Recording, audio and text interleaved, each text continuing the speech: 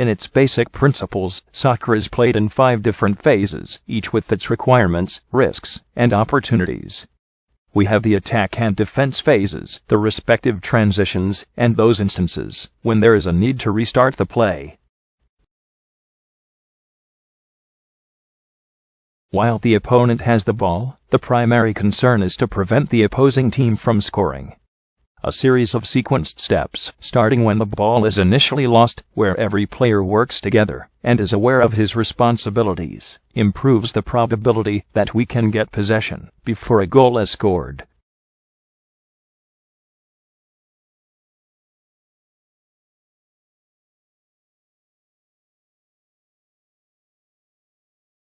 In order to elaborate a cohesive defense approach, upon losing possession, one must immediately contain progression, get numbers behind the ball, and restrict the space the opponent is able to exploit to reach a condition where a goal can be scored.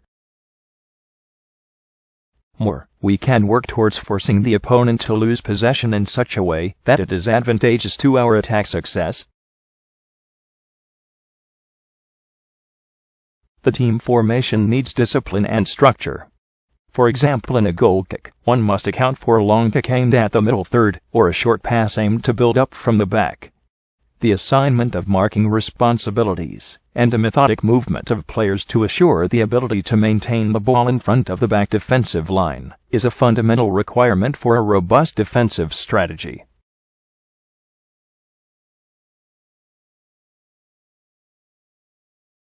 A defense strategy must consider that we are going to lose the ball.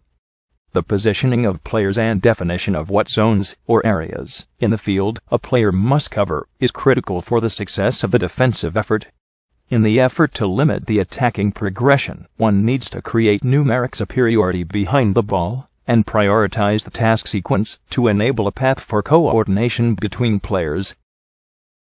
A goal in any defensive structure is to deny consolidation of the attack in the middle of the field. By marking the attackers that enable transition to the attacking third, we increase the difficulty for the opposing team to exit the build-up effort. Defense must challenging the ball carrier, delaying progression, and the ability to execute precise long passes. We must force the play away from compromised zones into favorable and easy-to-defend situations, like numeric superiority or against the sideline. After a pass, be aware of the movement of the passer. One must follow the run of the attacking player and never quit.